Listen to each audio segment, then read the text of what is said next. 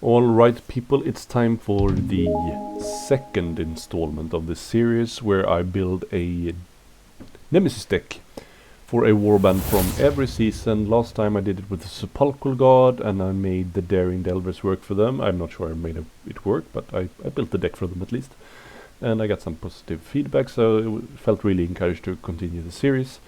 And I've already rolled for this installment, and it's gonna be the Ylthari's Guardian from Nightvault, and I'm really hyped to get going here. So I'm gonna pull up the Underworlds DB here and get going with Ylthari's Guardian.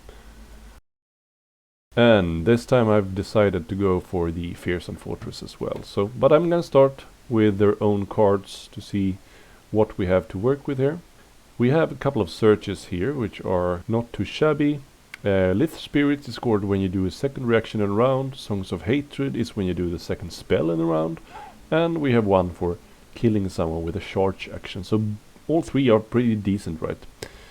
And then we have the end phases. We have the Domain Denied, which is scored if no enemy fights are holding objectives. But I'm not going to take it. A Glade's Last Hope is scored in an end phase if at least 3 wounds token was removed from fighter cards of friendly fighters. That's very steep and it's just 1 glory. Even though it's kind of this warband's thing to remove wounds, because that's how they inspired. It's still very steep to remove 3 wounds in a single round, and it's just 1 glory. So, but Reclaim the Lamentary is very good. It's scored in an end phase if you hold all the objectives in at least one player's territory. So that probably won't be scoreable in every round, but it's certainly scoreable at least in one round. It's 2 glories, so it's a surefire include. Then we have Show No Mercy, scored in an emphasis if 3 or more enemy fights are out of action. So you don't have to kill them in the same round, but still 3 enemies and just 1 glory, so I'm going to take a hard pass on that one. Then we have Vengeful Revenants, which is scored in an end phase if at least 1 friendly fighter is out of action, and at least twice as many enemy fights are out of action for 2 glory. It's tempting, but I mean, it's kind of a frail warband. Apart from Galagan, these fighters fall apart really quickly. Scathel is 3 wounds, 1 shield. Onslain is 3 wounds, 1 dodge. Leader is 3 wounds, 2 dodge at least, so she's slightly more durable, but still, it's a kind of a low wounds tally warband here, so I'm not going to take that one. So that's it for the searches there. Let's check the ploys here. Healing Amphora, you can pick Galangan, which is a tank for he is a guy with 4 wounds and 2 shields. So you can choose him or a fighter adjacent to him and remove 2 wound tokens if you get the shield or a crit, or 1 wound token if you don't get that desired result. So either way you still get to heal him and inspire him or someone adjacent to him. So that's pretty good, and the Galagan is one of the most likely fighters to be around. Then we have Last Guardians to place a guard token here. That's also decent. Not so. I probably wouldn't take it if I weren't going with the Fearsome Fortress. But given that they have a search card to pull a guard token on a fighter on a feature token, I think it's worth taking to just not have to waste activations to score that objective. Then we have Leech Power, which is when Ylthari is removing an objective, then you remove up to 1 wound token from him. So it's good to inspire him, because they inspire when they would receive healing, even if they aren't healed. But I'm not sure you could use it to have it in the available slot. So let's include it for now, and maybe I'll remove it later. Then we have a Mesmerizing Gaze, which is scored in it's a ploy. Choose an enemy fighter adjacent to friendly fighters and choose 1, remove the enemy fighter's guard token or place a move token next to the enemy fighter. Don't really like it. Move tokens aren't all that crucial anymore, and guard tokens, they probably don't have a guard token, so that probably won't be much to remove, so it's just too weak. Revenant Rage is +1 dice. It's okay. I'm not going to take it because I think we need to fill up the blanks with more stuff that synergizes well with the Fearsome Fortress here. We have a Spring Steed Step, which is a reaction, which is useful obviously because we have that search card. Play this after friendly fight's move action, choose another friendly fight and push them up to 3 hexes. And then they must end this push adjacent to that fighter. That's pretty good. We're not relying on enemy charges to pull off the reaction like with, for example, counter charge, but this we can kind of dictate ourselves. And we don't have to do it in like an offensive manner. So even if we move like backwards, we can still use the reaction to score that card. Writhing Roots is -2 move in the next activation. I think that's just too weak. The opponent will just find other useful stuff to do if they can't move enough. Then we need to take a couple of spells. We have 3 here. The first is 2 channels. I'm gonna pass. That's just too hard to pass to cast. It's a decent effect if you put if you target the right fighter. They will have -1 dice permanently until this fighter is out of action. So that could be really. I mean, imagine it doing it on, for example, a very important fight like Mollog or a Clacktrock or whatever. Could be really detrimental for their performance during the game. But 2 channels is just too hard. And we need to actually cast the spells to score the search card. So if we just play it, we don't score it. We have to cast the spells. Pangs of the Great Lack is 5 hex ping. So and with decent accuracy, so that's pretty good. Now we have Strength of the Burgeoning, which is 1 channel, so even better accuracy. A slightly weaker effect though, it's +1 damage for the next activation. So pay attention to the timing here. Don't play it in your power step, play it in the opponent's step, power step leading up to your activation. Otherwise you will have +1 damage against you. So then we have little upgrades. Cage of Thorns, which is a weak attack action upgrade for a leader. I'm gonna pass there. +1 wound, always useful. Enraged Spirit is a weak attack action. This is just a situational ensnare, so pretty bad, and it's bound to Ylthari. Menacing Step is for Skaethel. It's a reaction,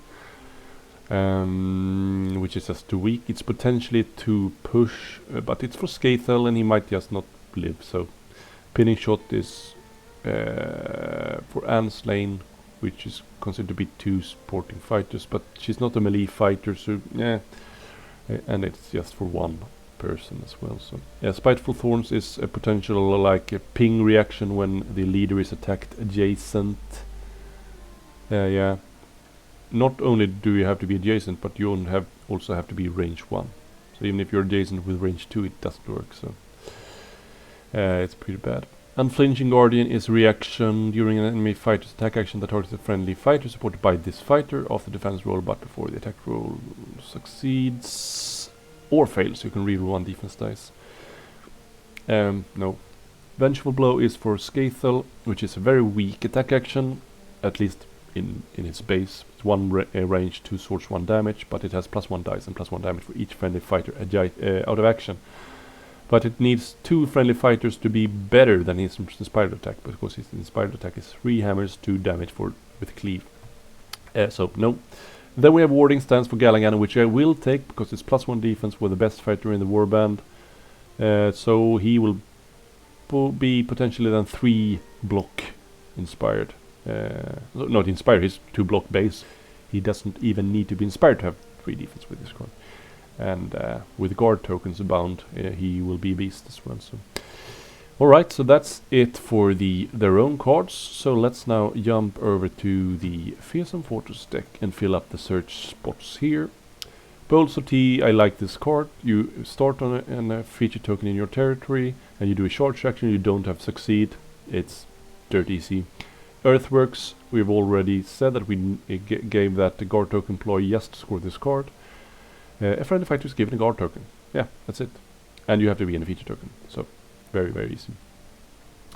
Impregnable Defense is scored when an enemy fails an attack on a friendly fighter that is on a feature token within 1 hex of known territory. So Galagan is the prime target of this card. So we'll probably be able to score this one. Lethal Defense is when you kill someone within 1 hex of 1 or more feature tokens that are within 1 hex of known territory. I'm gonna pass for now. I don't think we need it really. We have already 6 searches here. Raw materials is when you place a feature token within 1 hex of known territory and 1 or more enemy fights out of action. And to the walls is your warband holds more objective than other warbands. Each objective token within 1 hex of known territory is in a hex occupied by the friendly fighter. I'm gonna pass for these because I want to keep some of my own cards. Kind of flavor the deck a bit more. You could potentially kind of maybe, if you want to up the deck even more, I would probably remove the strike swiftly with a charge skill there and take someone that something that's a bit more passive, but I'm gonna risk it for the biscuit here. Then let's move over to the end phase cards. Conquer Domain is score an end phase if there's a friendly fighter on a feature token within 1 hex of no one's territory, and you gain extra if you have more friendly fights on feature tokens within 1 hex of no one's territory. So that's just a very good card. It's at least 1 glory. That's very reliable, and potentially more. Proud Castellan is 1 glory for the leader being on a feature token within 1 hex of no one's territory, but you have to be in your territory. And that probably suits Ylthari pretty good. It's okay to go forward with her, but you probably don't want to be too offensive. This you can do in like with a push or in the last activation. So. Raise the walls. There are 3 or more feature tokens adjacent to 1 or more feature tokens, and the 3 or more of those tokens are within 1 hex of no one's territory. It's not super easy, to be fair, but we might have to include it. We have 3 as it stands. We have to take 3 of these 4. Siege Breaker, you score an end phase if there are no enemy fights in your territory. I would argue that that's a good card. It's any phase denial. It's probably not scoreable in every phase, but it's probably scoreable in one of the phases. I mean, you could just kill them off. Stockpile, scores an end phase if your warband holds objectives whose numbers add up to 6 or more. This should be doable, as long as your warband doesn't fall apart completely, and then you're screwed anyway. So, given that we know now the numbers of the objectives when we start the game, we can really work towards this one. White might not score it in all of the phases, but yeah, at least one of the phases this should be scoreable in. Underground Fortress is scoring an end phase if 3 or more friendly fights on feature tokens. I don't like to be banking on having 3 fighters in a 4-man warband alive, so I'm gonna pass there. I'm gonna take the Raise the Walls instead, with the 3 or more feature tokens adjacent to 1 or more feature tokens, and all of those being within 1 hex of no one's territory. It's probably the hardest of the bunch, but it's probably scoreable. Let's go to the deploys. We need kind of maybe some reactions here. Bound Spirit plays after an enemy fight's activation if that fighter is adjacent to 1 or more feature tokens that are in the same hex as a friendly fighter. Deal 1 damage. We might need some help with the damage output here. So ping damage is probably not all too bad. Gallaghan is 2 damage, Skitail is 2 damage, the leader is 2 damage, Anslang is 1 damage, so yeah. I think Gallaghan is 2 damage at least.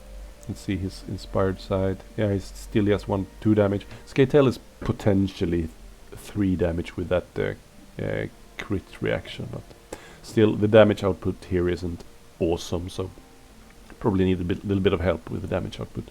Determined push plays after friendly fight's attack action.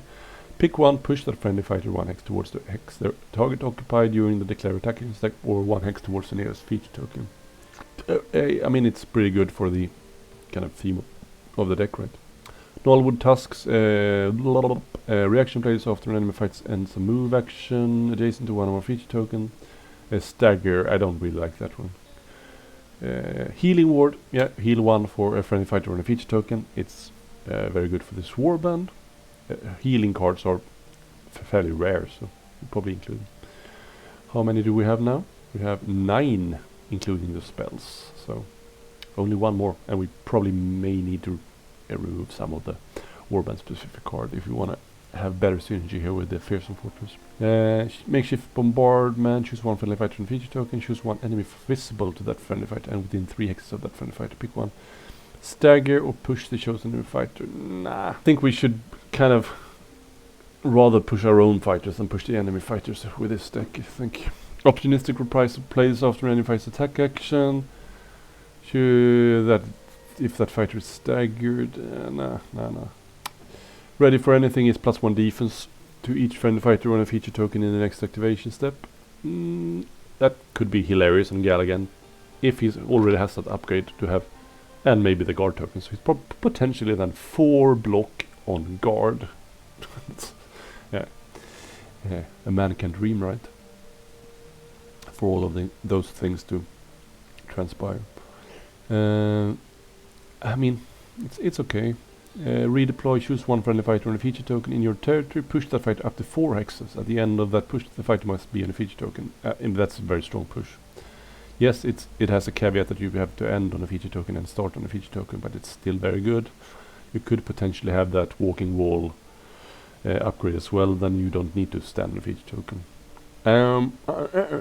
Take your positions, choose up to 2 friendly fights in your territory, other than your leader. Push each chosen fighter 1 hex towards the nearest feature token. It's bound to the leaders, you need to have a leader alive to play it.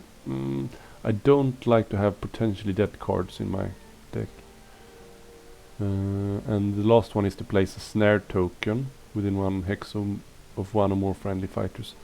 It seems tempting, but I mean, given that how good the Fearsome Fortress deck is, we might just end up being in a situation where there are no available feature tokens. I'm gonna pass. I'm gonna like leave it as is now and go to the upgrades here. So we need to include a lot of stuff. We only have 2 upgrades. We have the constant growth and the warding stance for Galagan. I mean, walking wall I know I want to include because it's just amazing. That makes you count as being a feature token when you aren't. It just works so well with this deck for all intents and purposes, both for scoring objectives and for being eligible for ploys and stuff like that, right? Siege Masters is also very good because you can give a guard token as a reaction, so both you can score the reaction card and you can score the give a guard token search, right? So very good. Stalwart Sentinel, fighters cannot be pushed by other opponent's warband while being on feature tokens. That's pretty strong. You can still push them yourself, but the opponents can't, and it's crucial that you stay on feature tokens, right? And you don't want to be pushed away from no one's territory too much. So I think it's pretty good to kind of deny pushes.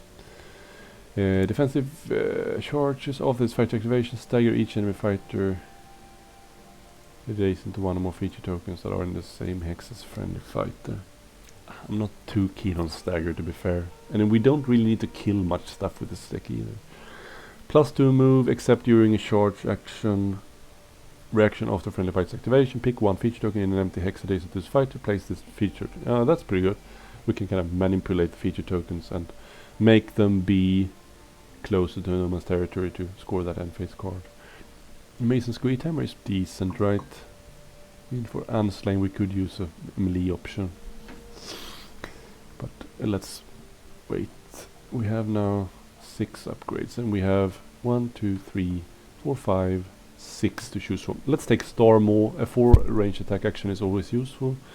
It's decent accuracy in stagger. I don't think Methalith is all that good. It makes every hex within 2 hexes of this fighter that contains a feature token to be considered a cover hex. But that could also help opponents, so I'm not really too keen on that. Rapid Defender, after an enemy fighter's move action, if that enemy fighter is in your territory or in your territory, push this fighter. So that's pretty good. Push this fighter 1 hex towards that fighter. We don't have to use reaction, but when we need to, it's usual. I mean, pushes are always strong. We need to take 2 more cards, and I'm not keen on the Melding Stone, so we have to take 2 out of these 3. I'm not going to bother with the staggers. Let's take the Hardy Scout and Mason's Great Hammer. It's probably not very useful, this Great Hammer.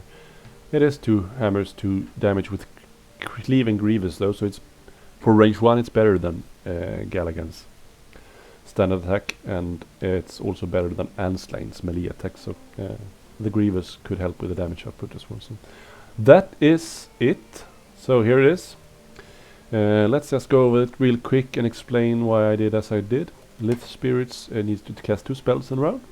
Sorry, it needs to do 2 reactions, and I've already shown the plethora of reactions this warband has, and all of the fighters in the warband have reactions as well. The leader, when she rolls a crit in defense, spell, well, not a she, it's a he. Galagan, when he crits in defense, he pings the fighter back. Unslain, when she kills someone, he can shoot again. Scathael, when he rolls a crit in attack, he can do a ping damage for 1. So they have a lot of reactions on the fighter cards, but if you won't manage to pull those off, we have a lot of gambit and upgrades to help us there.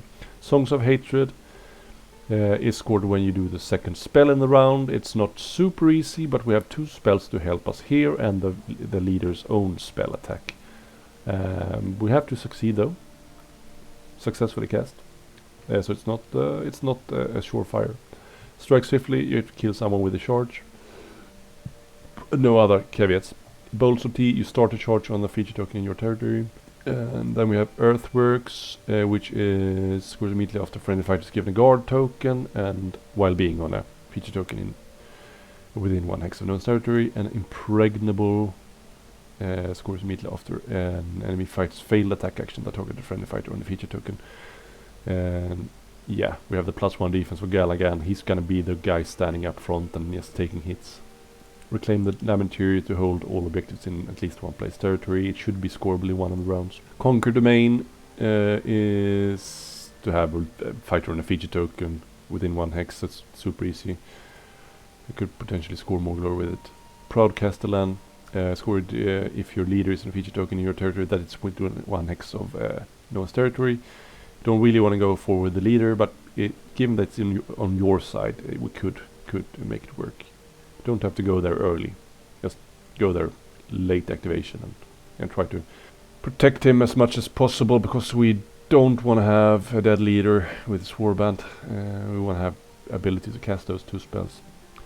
Raise the walls, 3 more feature tokens adjacent to 1 more feature tokens, and 3 more of those tokens are within 1 hex. It's kind of hard, but and we don't have much options here. Siege breakers, no enemy fights in your territory. Any phase denial for 1 less glory is solid. Stockpile is to hold 2 objectives. That adds up to 6 or more. It's probably not scoreable in every phase, but should be scoreable in at least one of the phases, given that we have 4 fighters, given that we know the numbers of the objectives from the start as well. We don't have to do any guesswork to know where we need to go, really. Just make sure, so very important with this deck is, I mean, you win and lose a lot of games with the Fearsome Fortress when you set up the board. You probably want to be the person who takes the tokens first, and you want to make sure that the opponent don't block you off with how they place the tokens, because they want to make sure, they are going to make sure to try to make it hard for you to have a lot of feature tokens within 1 hex, as long as they don't also play the same deck, which is certainly a possibility. Yeah, so I'm gonna post the link below the description there, and yeah, I'm gonna be off, and good luck with the deck, and I'm gonna be back with the Beast Grave part of this series. So make sure to like the video, leave a comment, hit the bell button, and if you haven't already, subscribe to the channel as well. So take care, bye.